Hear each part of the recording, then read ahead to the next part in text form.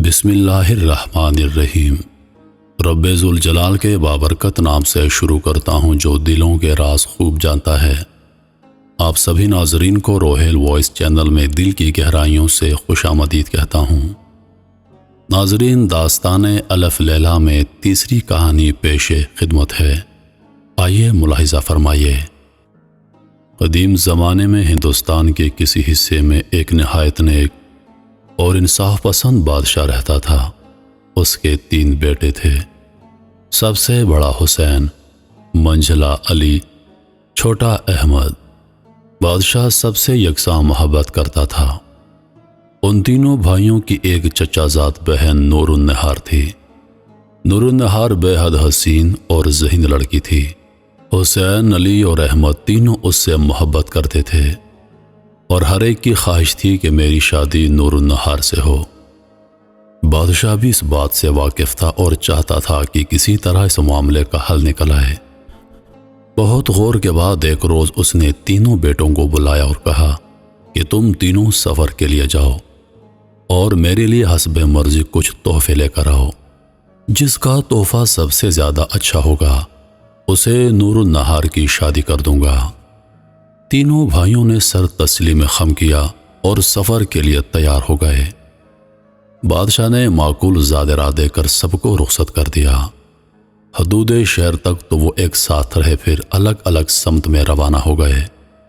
بڑے شہزادے حسین کو بش گڑھ دیکھنے کا بہت شوق تھا، چنانچہ وہ اسی سمت روانہ ہو گیا اور بہت دشوار راستوں کو طے کرتا ہوا وہاں جا پہنچا۔ شہر کی زیبائش دیکھ کر اسے بہت خوشی ہوئی۔ رعایا خوشحال تھی اور زر و جواہرات کی ہر طرف فراوانی نظر آتی تھی۔ ایک روز حسین بازار میں ایک دکان پر بیٹھا تھا کہ ایک آدمی ایک قالین لے کر آیا اور دکاندار کو دکھا کر کہنے لگا، اگر پسند ہو تو یہ قالین 40,000 اشرفیوں میں ملتا ہے۔ حسین نے بڑے تعجب سے اسے دیکھا اور کہنے لگا، اس میں کیا خاص بات ہے جو اتنی قیمت تم مانگتے ہو؟ اس آدمی نے کہا کہ یہ عجیب چیز ہے، اس پر بیٹھ کر جہاں کا حکم دیجیے فوراً اسی جگہ پہنچا دے گا۔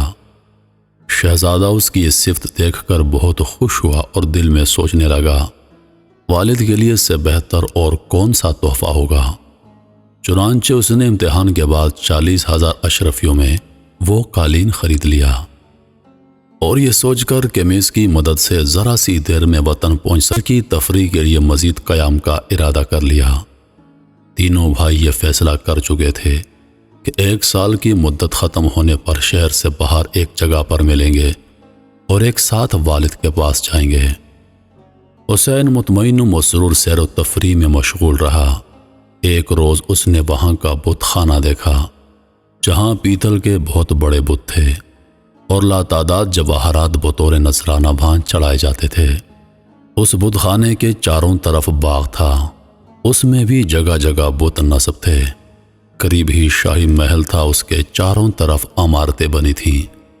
ان میں بعض اس طرح بنائی گئی تھیں کہ جہاں چاہو ان کو لے جاؤ۔ محل کے دروازوں پر نہایت عمدہ ہاتھی بنا دیے گئے تھے۔ غرض ایسے محلات تھے کہ حسین ان کو دیکھ کر حیران ہو گیا۔ جب بھائیوں کے ملنے کا وقت آیا تو حسین قالین پر بیٹھ گیا اور فوراً روانہ ہو گیا اور جگہ مقررہ پر پہنچ گیا۔ اس کے بعد وہ دوسرے بھائیوں کا انتظار کرنے لگا۔ شہزادہ علی سفر کرتا ہوا شیراز جا پہنچا اور شہر میں ایک مکان لے کر رہنے لگا۔ اس کی تلاش میں تھا کہ اپنے والد کے لیے کیا تحفہ لے کر جائے۔ ایک روز اس کو بھی ایک سوداگر ملا اور ہاتھی داند کی جگہ 1 گز کی لمبی دوربین دکھا کر کہنے لگا کہ یہ آپ جیسے رئیسوں کے قابل تحفہ ہے، اس کی قیمت 40,000 اشرفیاں ہیں۔ علی نے پوچھا کہ اس میں کیا کمال ہے، صرف اتنے سے ہاتھی داند کے ٹکڑے کی اس قدر و قیمت، یہ تو کوئی بے وقوف بندہ لے سکتا ہے۔ سوداگر کہنے لگا، جناب یہ صرف ہاتھی دانت نہیں، اس میں عجوبہ ہے کہ آپ کو جس چیز کی دیکھنے کی خواہش ہو اس میں دیکھ سکتے ہیں۔ فوراً 1000 میل کا آئینہ آپ کے سامنے آ جاتا ہے۔ علی نے دوربین لے کر پہلے اپنے باپ کا حال دریافت کیا تو معلوم پڑا کہ دربار میں بیٹھا فیصلہ کر رہا ہے۔ اس نادر دوربین کو دیکھ کر وہ بہت خوش ہوا اور دل میں خیال کیا کہ والد کے لیے اس سے بہتر اور کیا تحفہ ہو سکتا ہے۔ چنانچہ اس نے قیمت ادا کر کے دوربین لے لی۔ اس کے بعد وہ جگہ مقررہ کی طرف روانہ ہو گیا اور دشوار گزار سفر طے کر کے وہاں آ پہنچا۔ وہ اپنے بڑے بھائی سے مل کر بہت خوش ہوا۔ شہزادہ احمد بھائیوں سے الگ ہو کر سمرقند پہنچا اور کسی عمدہ تحفے کی تلاش میں پھرتا رہا۔ ایک دن اسے ایک آدمی ملا جو ایک مصنوعی سیب لا رہا تھا۔ اس نے احمد سے مخاطب ہو کر کہا، آپ کسی ملک کے شہزادے معلوم ہوتے ہیں، یہ سیب ملاحظہ فرمائیے، یہ بادشاہوں کے قابل تحفہ ہے۔ احمد نے پوچھا کہ اس کی قیمت کیا ہے؟ کہنے لگا 20,000 اشرفیاں۔ احمد نے کہا، بھائی اس میں کیا قدرت ہے، بظاہر ایک معمولی سیب ہے۔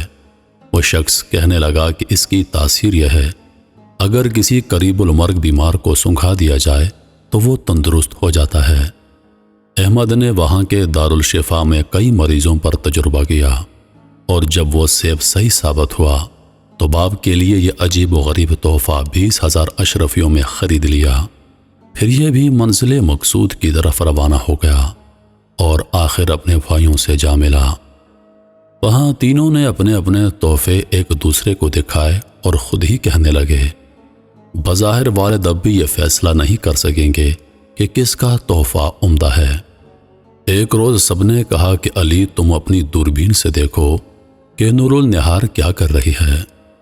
علی نے دوربین لگا کر حال دیکھا اور کہنے لگا وہ سخت بیمار ہے اور سب اس کے گرد پریشان بیٹھے ہیں۔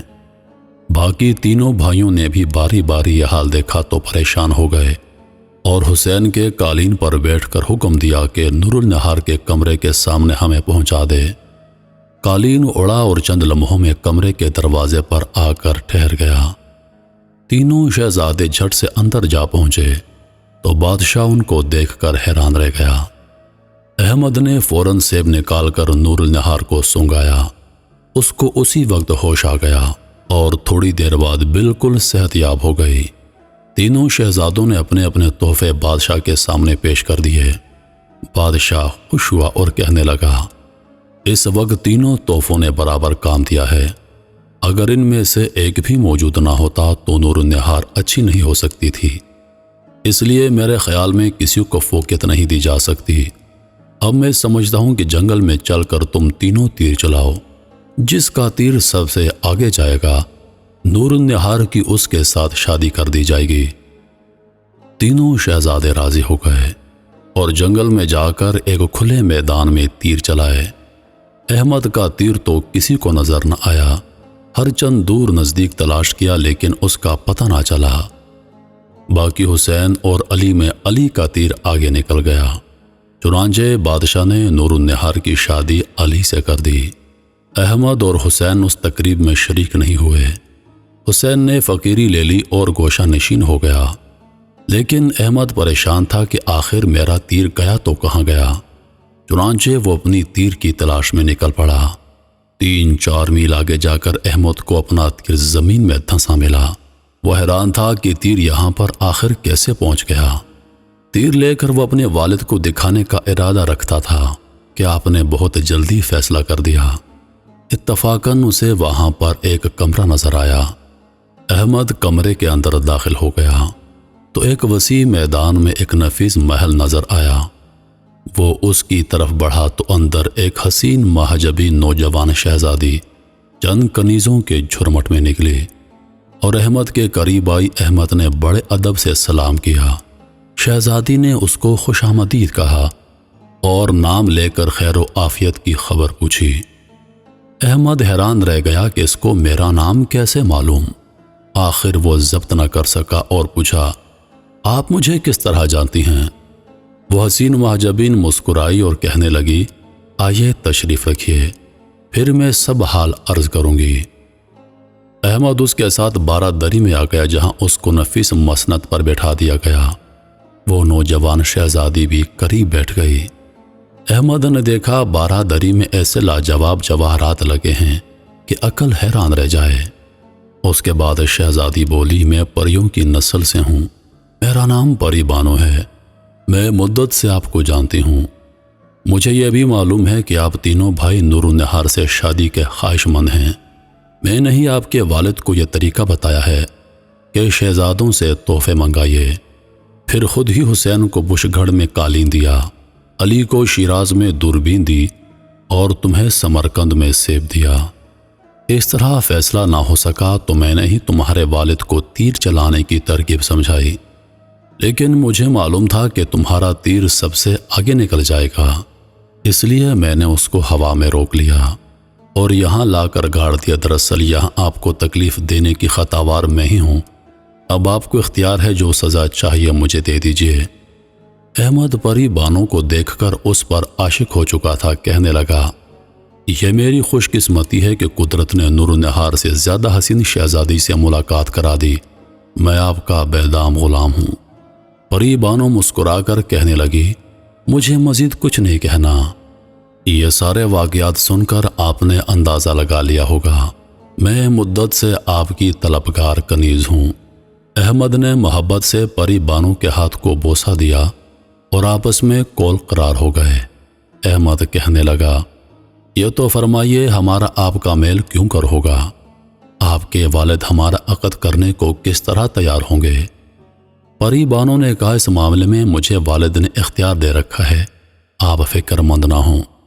اس کے بعد دونوں نے نکاح کیا اور دونوں عیش و راحت میں زندگی بسر کرنے لگے۔ ایک روز احمد نے پری بانو سے کہا، میں اپنے والدین سے ملنا چاہتا ہوں۔ پری بانو نے کہا کہ یوں تو آپ کو بالکل اختیار ہے، جہاں چاہیں جا سکتے ہیں، لیکن یہ سمجھ لیجئے کہ اگر مجھ سے بے وفائی برتی تو میں زندہ نہیں رہوں گی، آپ کی جدائی میری برداشت سے باہر ہے۔ احمد نے بہت قسمیں کھا کر اطمینان دلایا کہ صرف والدین سے مل کر دوبارہ آپ کے پاس آؤں گا۔ پری بانو نے بادل نخواستہ اجازت دے دی اور ایک نہایت نفیس گھوڑا جس کا ساز لاکھوں روپے کا تھا سواری کے لیے حاضر کیا۔ احمد اس پر سوار ہو کر باپ سے ملنے کے لیے چلا گیا۔